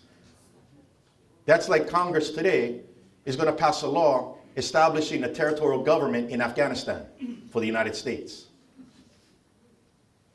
Can't happen. That's an encroachment on the executive power. And not that it has any effect, it just stops at when it goes beyond U.S. territory. It has no extraterritorial force. It has no force and effect beyond the borders. Does that make sense? Amazing, huh? So the state of Hawaii is in direct violation of federal law. It is. It's in direct violation of federal law. Now, if I can get people to not know anything about the executive agreement, yeah, and think that Hawaii was ceded by treaty because everybody says ceded lands, then there's nothing to worry about. Now people are asking the right questions. That's like saying Hawaii was kidnapped, but it was treated like it was adopted. And now the right question is, where's the adoption papers? Can't find the adoption papers. If anything, we find the papers obligating the U.S. to restore our government. But at this time, the U.S. still has the executive power. The U.S. president, not Congress, not the judiciary. Right here, the executive power of the United States has that Hawaiian executive power. It actually is to be administering Hawaiian Kingdom law as it was before the U.S. troops landed. And that is not a choice, that is a mandate. That is a mandate. Legislative power called Congress has no effect within the executive. Judicial power has no effect within the executive because under U.S. law, only the president has the sole authority to go beyond the borders of the United States through his military or through his diplomats, period. The U.S. Congress has no business in other countries other than talking story with people there. That's just the way it is. That's what we teach in Intro to Poli-Sci, Intro to American Government, and Intro to International Law. You have structures that are self-evident. Yeah? Now, what is executive agreements under U.S. law? Well, according to Quincy Wright, a very well-known constitutional scholar, utilized constantly in foreign affairs documents by the U.S. State Department, who, by the way, is a political scientist. Just had to throw that in. Says congressional resolutions or on concrete incidents are encroachments upon the power of the executive department and are of no legal effect. So not only is American law limited to U.S. territory according to the U.S. Supreme Court, but even resolutions they passed telling the president not to restore the government in 1894 is an encroachment on that executive power, especially when the other party relying on that agreement is suffering. Quincy Wright also says, in general, the president binds himself and his successors in office by executive agreements. Ooh. Whoa. Barack Obama is in the same position as President Grover Cleveland as a president. This is not personal. This is just an office, whoever is in that office. Because that's how governments work. An executive agreement doesn't start all over again when a new president comes in. It's a contract. It's a binding contract. And unlike treaties, executive agreements do not require ratification from the U.S. Senate to have the effect of a treaty. Court cases affirm that. United States versus Belmont, 1937. United States versus Pink, 1942. American Insurance Association versus Garamendi, 2003. It's the most recent case on executive agreements. See how powerful an executive agreement is? That's federal law. Now can you understand why I'm saying the state of Hawaii is in violation of federal law? Because it can't exist if an executive agreement exists. in a foreign state. US v. Belmont, okay, regarding executive agreements. It says plainly, the external powers of the United States are to be exercised without regard to state laws or policies, and in respect of all international negotiations and compacts, and in respect of our foreign relations generally, state lines disappear. Because it's a federal system. There's only one federal government, but there's many states. These states are bound to what the federal government enters into. They cannot step outside of it. That's just the byproduct of being in a federated state. United States versus Pink, 1942, the power of a state to refuse enforcement of rights based on foreign law, which runs counter to the public policy of the forum, must give way before the superior federal policy evidenced by a treaty or international compact or agreement. You see how crucial it is for you to know that there is an executive agreement, but you got to qualify that. So you folks can actually go to my website, which I'll show, and you can actually download an article that I wrote, which is an extract from my dissertation, which is soon to be book, as well as a larger article I wrote that clearly explains the executive agreement, but it gives the copies that you can actually see from the government records of the State Department in 1893. I'm not saying it, Secretary of State Gresham is saying it. And American Insurance Association versus Garamendi, 2003. Valid executive agreements are fit to preempt state law just as treaties are. That just took everything out. Purely consequential. This is what law does, but you need to understand how the law works. Yeah? Now, I'm going to really quick get into now how you fix the problem, because I don't want everybody panic here, because like this is anarchy. There's actually a way to fix it. But if you folks go to this website, this is my UH website. If you don't have a pen, just Google Keanu Sai. Don't read everything else, because they're all lying. Nah. Go to my publications and go to executive agreement. And you can actually read the whole thing. It's in PDF, and it has the actual the documents that comprise the executive agreement in there. Yeah. Now, before I close and we pass it over to Oliver, how do you fix the problem? How do you fix the problem? Okay, the only way that you can fix this problem. Wait. Oh, okay. Okay, first of all, in what we've just covered, who has the authority and responsibility to enforce and administer Hawaiian Kingdom law as it existed in 1893, January 16th? The President of the United States. Okay, period. Now, the President of the United States, who is the President as a governing body in relation to the state of Hawaii? Federal. State is state. That's federal level. The President of the United States, what connection can the President have in a foreign country? He's military. Military. And his diplomats, right? That's his only connection to foreign states. Today we have headquarters of the largest unified military command in the world called Pacific Command. Camp Smith on the island of Oahu, headed by a 4-star admiral who reports directly to the Secretary of Defense, to the United States President. A unified command is a commander that is in charge of 4 components: Army, Navy, Air Force, Marines. That military is on occupied territory. It is. There's no, whether they believe it or if they still say, no, this is not nesty. See, the one thing in the military, it's called liability. If a military officer knowingly violates the law of occupation, that's a war crime. I guarantee you they're going to call it nesty, because that's what it is. Civilians call it fruit punch. Now, when I got back from the World Court in 2001, or in 2000, I gave a presentation. I was invited to give a presentation of Hawaii's status as an independent state. Well, actually, I was invited to give a talk to the Officers Corps at the 25th Infantry Division, Schofield Barracks. See, I was actually in the 25th Division for a while. I was a captain. Probably saw my 2-1 file. Yeah, that guy was here. So then I get a call, because I'm going to give a talk. Now, it's a monthly talk, yeah, to these officers, or every 2 months, I don't know what it was. The person that talked before me was Nalani Odes about singing and Hawaiian song. The person after me is Keone Nunes, tattoos, or tatau. And they wanted to know what I was going to talk about, so I got a call and said, "Hi, Keanu, you've been asked to present to the officers' corps because the military is trying to make amends with the civilian community, the Hawaiian community, because of Makua Valley. Fire broke out and all that stuff back in early 2000. So they asked me, Keanu, what are you going to talk about? Oh, just got back from the World Court, talk about Hawaii being an occupied state. Silence.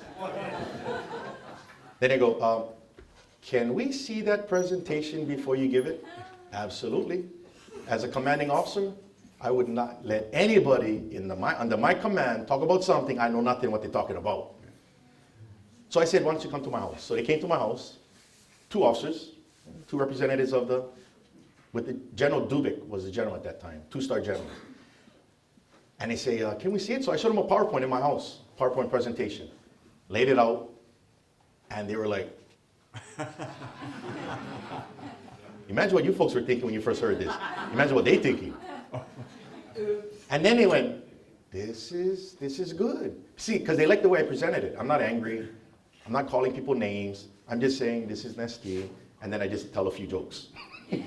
But it's still nasty. That's all it is. So they say, you know what, we'll get back to you. Can I have a copy of the PowerPoint? And we'll get back to you in a couple weeks. So I got the call. It was on. Now, why did it say it was on? One of the brigades was about to be deployed to Bosnia. North Atlantic Treaty Organization, NATO, is going to do a rotation there in Bosnia. And this brigade, out of the 25th Division, just came out of Fort Polk, Louisiana, trained in the law of occupation. And they thought, perfect. So I went up there and I gave the presentation. Oh boy, you could hear a pin drop. And the officers were there from 2nd lieutenant all the way to the 2-star general. And they were there with their wives. Oh, the wives, talking about body language. The husband, honey. I'm watching the whole thing. See, you folks don't know. I can see all of you, but you can't see everybody. So I'm watching blood vessels going pretty soon. That's why I crack jokes. When I crack a joke, I'm trying to diffuse it. Because it's okay, it's all good. But they're trying to tell their wives, it's okay. And then question and answers come out. So one of the questions asked, he was a major, and he must have been an operations officer, probably at battalion level. He was a major, probably we call it an S3 back then, operations.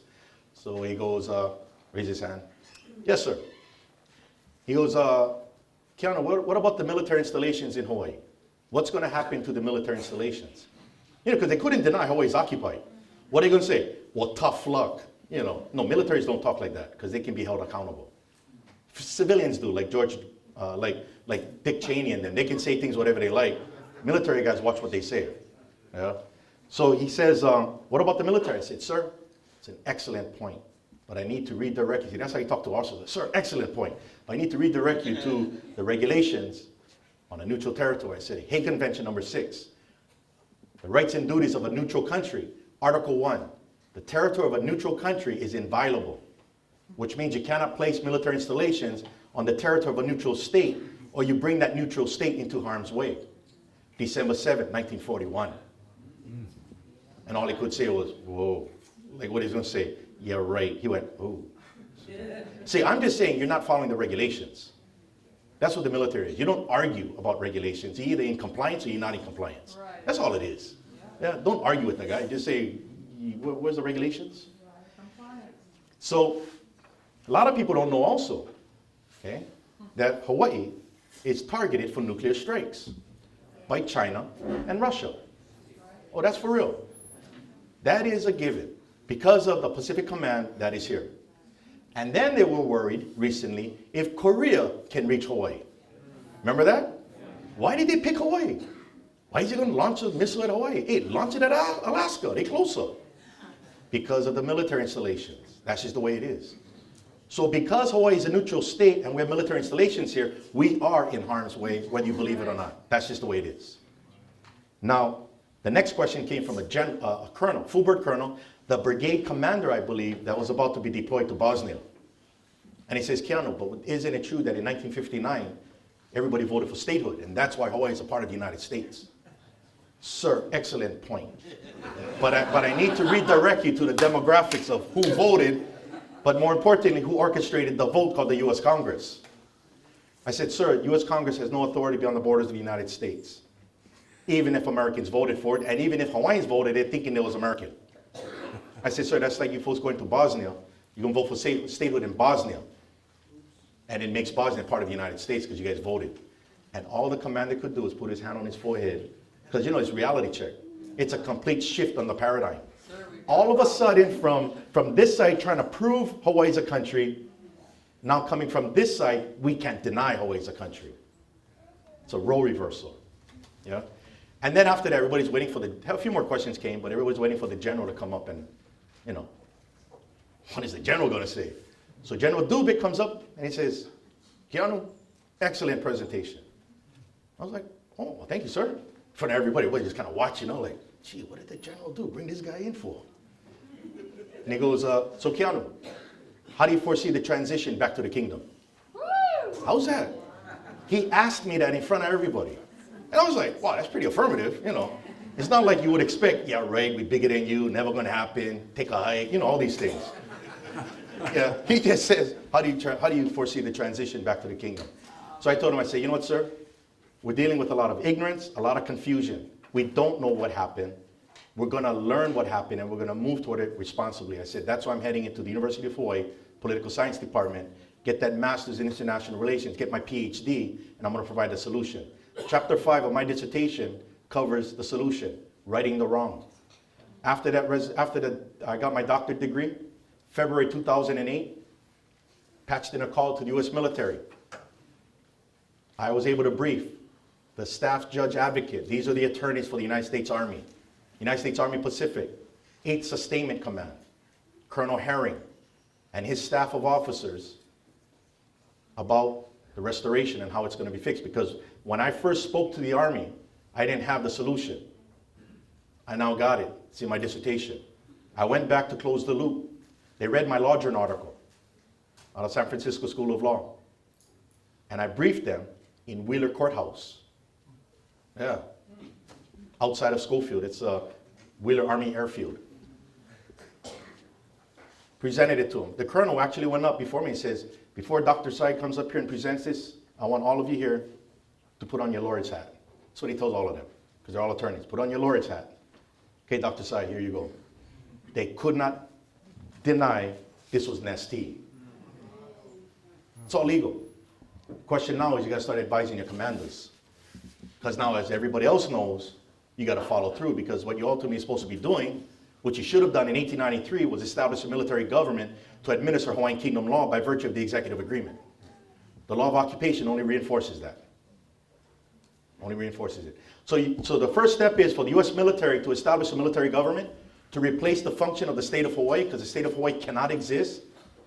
It's in violation of federal law. So you need a federal army to fix that. The United States military government will then administer Hawaiian Kingdom law and prepare for the ultimate restoration under the executive agreement to happen down the road. But the point is, I want to point out, 1893, December 18th, the Queen entered into that agreement. Wasn't fulfilled, right? But yet everything started or continued from 1893, December 18th, until today. Territory passed laws, Republic of Hawaii passed laws, provisional government passed laws, State of Hawaii passed laws. All of that is illegal. It's illegal. That's why nobody owns land in Hawaii. Remember perfect title? Perfect title, that's what we're talking about. That's why nobody owns nothing. So in my dissertation, what I propose, that the U.S. military exercise legislative authority, which they can under Article 43 of the Hague Convention, because I saw other countries use it also. That the military commander can enter into declare by proclamation that all laws that have been illegally imposed here since December 18, 1893 to the present shall be the temporary laws of the occupied state. That way everything stays afloat. But these laws will only be the laws of the occupied state so long as they do not run contrary to Hawaiian Kingdom law and international law of occupation. And then when the restoration of the government is complete down the road, which I don't know when, because we're going to have to figure out how to live under Hawaiian law. We got to know Hawaiian law. When that happens down the road, that Hawaiian legislature, which is multi-ethnic, they're nationals, are then going to have to take up each of these provisional laws and enact them into Hawaiian statute to make them permanent. That's how it's supposed to work, and that's how it was actually working after World War I, World War II, after those German occupations. Same concept. Same concept. So we're not here reinventing the wheel. We just figured out we got to ride the bike and not try to build one on our own, because it's already made. Because the kind of bike we got square wheels. This thing ain't moving. And every time you move, you got to get everybody to push you. Yeah? Come on, everybody get together, hold signs. Push. Wah. Okay. Boom. That bike only moved about 2 feet. I'm joking. Okay. Are you folks okay? Do you have these books? Questions? Do you have these books duplicated and in different places to be protected while we pray for your life? No, I mean, really. Just joking. Very positive. Hey, I was in the army. You know you're going to die. You just don't know when. My job was to get rounds over the mountain. Yeah. I'm expendable. But Not yet. that's not a death wish. No. What I'm saying is the work needs to be documented, and I needed to get it qualified, and that's why I went to the University of Hawaii to get it qualified. And then I'm moving on, because now you got to take the theory into practice. And a lot of this is just based upon people's ignorance. It's just ignorance. So information is important. So when you folks go to my website, when you go to publications, also download, and there's a whole bunch you can download, it's your choice, but go download the dissertation, because that's the book that's going to come out, but it's expanded. Yeah, that's coming out of UH Press. But the dissertation you can download, go read it. Because you know what you folks may not realize is the dissertation and my book that's going to be come out in sometime this year by UH Press. It covers from Kamehameha I until today. What you folks may not know is that April 2010, this April, marks the 200th anniversary of the Hawaiian Kingdom. April 1810 is when Kauai was ceded to Kamehameha, thereby consolidating the entire country as the Hawaiian Kingdom. So this dissertation actually covers it from Kamehameha all the way through. So you get to even read Kamehameha's battles. All these things. And what I'm doing is I'm identifying the legal and political history of this country. And I highly recommend you folks go ahead and download that and just read it. And just talk amongst each other. Hey, check this out. Yes. With the Akaka bill, since it is a smokescreen and cause a lot of confusion for Hawaiians thinking that they will have a government, a Hawaiian government, which it really is not, because it's Congress, right? What you said before. Should we not continue to fight against the misinformation? Okay, well, right off the bat, though, remember the Statehood Act? That used to be a statehood bill, too. And you know what? They actually had a plebiscite, everybody voted. And then you know what? They actually have a government that you folks got to adhere to today. That's still illegal under federal law. Yeah. So the idea of the Akaka bill, don't think it's like, oh my God, if we don't stop it, it's over. But what I'm saying is, don't say, how did Kobe Bryant make a touchdown? Because Kobe Bryant can't make a touchdown. But what you can do, and that's what I was sharing with Foster outside. Now we understand the game, and you know what? Why are you going to fight against something that doesn't exist? But how can you address something that doesn't exist? See, now you can say this is a violation of federal law. Now you can point them to the executive agreement. See, then you can start asking the right questions. So next time you get Boyd Mossman over here, who's a judge, you can ask him the question now. What does this executive agreement do regarding the Akaka bill if it's stated here by the U.S. Supreme Court, blah, blah, blah. See, and it's not to make him look bad. No, but he's in a position where he has to respond. Okay, he is a trustee of the Office of Hawaiian Affairs, which is illegal. And now remember, everything's illegal. But you know what? He has the responsibility, though, to respond to your questions. Just ask the right question. Right. It's all good. I mean, it's not like he's a bad guy. It's irrelevant. Because whatever he says. So hey. Two things first. Just say, on Keanu's side, one thing with Keanu, one of the things I've always a lot appreciated, all the stuff he talked about, PowerPoints, all the past publications, and some of the work with other students at the University of Hawaii, and also some well-known international law,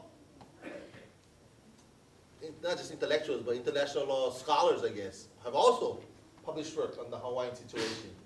And you can find that really all connected to Keanu's site here. So I would encourage everybody to check it out. It's all there. And one thing, I appreciate Keanu. This is not like you're going to pay $14 and go get the information. You know, he's secretly hiding all this. Keanu has always offered this stuff for the masses to educate themselves. And that's the biggest thing I appreciate about Keanu. Yeah. It's out there for everybody. It's out there for everybody. I want to just Keanu real briefly. We can just talk about some of the international figures. You know, people think that this is just Keanu all in his head. Is, you know, doing this. But what you find, you can go out there, you find some well-known international law figures are, you know, got their finger on this, and I think Keanu can maybe talk a little bit about that. No, exactly. Remember I told you I'm not the only guy, huh? You think I made this whole thing up? Now actually, you know what? I did make this up. How you guys know I didn't make this stuff up? Anybody can do it in PowerPoint. You don't know, yeah? I think the only thing that may help you to maybe feel comfortable is the fact I got a PhD in political science specializing in public law. And that people on my dissertation committee consisted of 2 deans of law schools, one from London, international law, the other one from Hawaii, 3 poli-sci professors, public law, and one guy's theory of sovereignty. And then John Osorio from Hawaiian Studies, because I cover Hawaii's history. None of them could deny Nesti, because it's just there. So that's why they were the ones who asked me, now what? Write that chapter. Propose a solution. Now, when Kaleko was talking about the other people involved, okay, when we got back from The Hague, well, by the way, the 3 arbitrators that served on the tribunal in the Permanent Court of Arbitration in The Hague were very, very well-known people. Very well-known. 2 arbitrators, associate arbitrators. One was the former Solicitor General from Australia, Gavin Griffith, who argued a case on behalf of Australia in the International Court of Justice. The other arbitrator was Professor Christopher Greenwood from the London School of Economics and Political Science. He taught international law.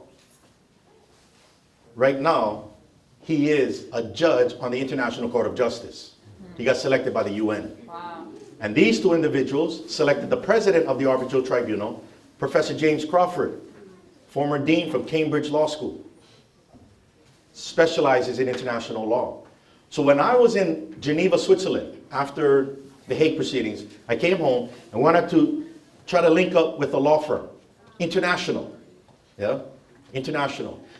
So we're up there talking to some Swiss law firms, and it wasn't really working because that's more arbitration. We're looking at more, okay, Security Council, not a court case, but, you know, where do we go? So before we went to London, I patched in a call to Professor James Crawford at Cambridge. And when I called him, I said, because the case was already over, so he's not a tribunal member, so it's not a conflict there. Yeah. So the secretary answered the phone and said he was teaching a class, but took down my information. Well, Professor Crawford called me in Geneva from London. He said, hey, David, how's everything? You know, so we did small talk and said, Professor Crawford, without any conflict of interest because the case is over, could you recommend someone that has an international law background of a high caliber that we can speak to in London? So he says, yes, I do. I will let you know who that person is by email, but I need to talk to that person first. So we get an email saying that Professor Matthew Craven from the University of London Law School is going to be meeting with us when we flew into London, and we actually met. So Professor Crawford from Cambridge introduces another professor to meet us, and these guys in Europe deal with international court cases. They actually argue cases for countries. They don't just write about it. They're representing countries.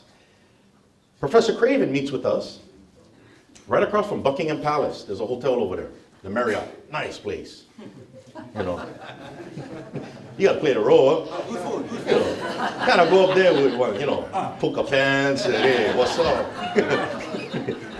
So we met him, and he was intrigued by the mere fact that James Crawford is the one who recommended him to us. Because Hawaii is supposedly part of the United States. You wouldn't venture into these areas that could affect your reputation. So then after he got to talk, he said, you know what? I need to talk to other professors, my colleagues in this, and what's the next step here? I'll contact you in about 3 weeks. So we came home, we get an email from Matthew Craven. He says he spoke to people. The first thing we need to do, And that's where we retained him as counsel. Read a legal opinion. A legal opinion in international law, can he say that there is any evidence that the United States has acquired Hawaii sovereignty? Now you notice the question there that he's answering is not whether or not Hawaii is a sovereign state. He's saying whether or not the United States acquired Hawaii sovereignty, because we already argued the case in The Hague. We were there already as a state. And then that legal opinion came out, and he said that is the beginning of addressing this issue. And then from there, I use that in the in my work at UH. We established another journal called the Hawaiian Journal of Law and Politics. He published an article in there. You know, all these things are happening. And I spoke to Matthew, who was also a member of my committee, my dissertation committee, Matthew Craven. And he's waiting and setting up a time for me to fly up to London to present Hawaii's occupation to the universities in England. Because now I have a PhD. Now, Dr. Sai. Prior to that, Keanu, you want to talk? Not at all, Dr. Sai. Kind of fits now. I tell you, the doors have opened up when you get the PhD. See, you know PhD is not ADD, right? Nah, just joking. But yeah, so those things are ongoing. So let me kind of quickly remind you, remember that meeting we had with the Rwandan ambassador? Okay, this is continuation of exposure. And we're still exposing.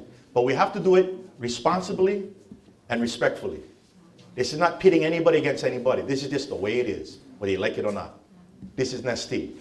Yeah? The question is, how can I help fix this problem? Yeah? People might ask, well, what can I do? First thing is, get educated. Address the ignorance. Talk. Share. It begins with that. Stop saying ceded lands. It doesn't exist. And don't say you're part of an independence movement. Hawaii is independent. Yeah? Don't say you're part of a sovereignty movement. Movement implies sovereignty not here. You got to go get it. And everybody has a particular view on how to get it. And then it's already here. Does that make sense? Yeah. Okay. So, Ho'ala. maka'ala. Not just ho'ala. We got, now we got to, before it was makapo. It was blind. And everybody hitting each other, you know. Makapo in Hawaiian is blind. Maka'ala, oh my God. See, what I basically shared with you folks, because we was all blind, yeah, now you maka'ala, now you see something. And some of you getting scared because now you see rats, cockroaches, everything. All the time you thought you was in heaven. You just got unplugged. Remember the Matrix? You took the red pill. Remember Neil? That brother was wearing that, that sweet jacket and swinging and wow. That brother was wearing one basic, looked like one potato sack, one shirt, It's not that beautiful, but you know what? The truth is beautiful. Once you know it, it's very empowering. Yeah, very empowering. Now, one thing that I always tell the people that I share this with, and I share it with the people that I teach up at KCC and up at UH, there's a olelo no'eo, that's a Hawaiian wise saying, referring to the kahuiwai. Okay, huiwai is the water gourd. Like the ipu. It's like a what's the English word for ipu? Gourd. Yeah, it's a gourd. It's a gourd, okay? And in the ancient days, Hawaii natives would use that gourd for water. That was like the canteen, okay? Well, this is the olelo no'eo. The gourd, or the huiwai, represents the person, and the water in the gourd represents knowledge, okay? So the gourd, with a little bit of water, makes the most noise when you shake it. You guys got that one? So when you see somebody screaming, try to get more water. Go fill your gourd. Get some knowledge in there. Because when the gourd is full, it's content and it knows when to do something. You know ho'omanavanui? Ho'omanavanui doesn't mean to be patient. It means don't waste time. Don't expend time. Right. Yeah? What it means is not just don't expend time. It's called don't waste time. Right. Do it when you're supposed to do it. See, like in the army, we used to say, don't kill a mosquito with a howitzer. Because you're going to blow the door out and you got to build it. When all you may have had to do is, oh, there was mosquito gone. Instead of blowing it up. Yeah? So it's called assessment. Yeah? And that's why Hawaii's history is important. It's another The word for future in Hawaiian, or native, is kava mahope. Va o manave is time, mahope is a directional, yeah? It's like backwards.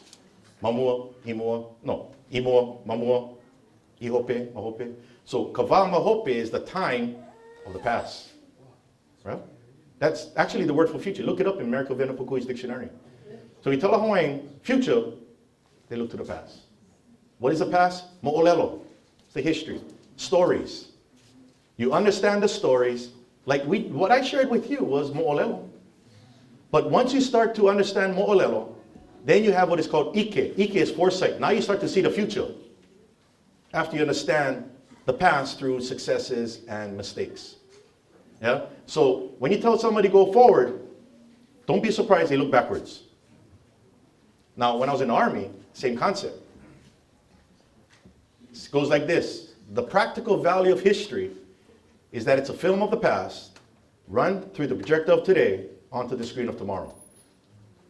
That projection is your understanding of that film. In the military, you don't worry about what is projected. You make sure you got the best film you got. You might say that our projector was quite small. Now, I know I'm talking old now, so the younger generation may not notice, but you guys remember the 9mm camera? Okay, well, we have a 9mm camera, but we have a 32mm film. That's what's been happening. We've been cutting out a lot of stuff to fit what we want. And you only do yourself a disservice. Once you start to broaden your horizons and you take in more film, you start to have more ike. Now you have foresight. See, now you know Kobe Bryant cannot make a touchdown. Something so subtle, but yet so profound. Mahalo.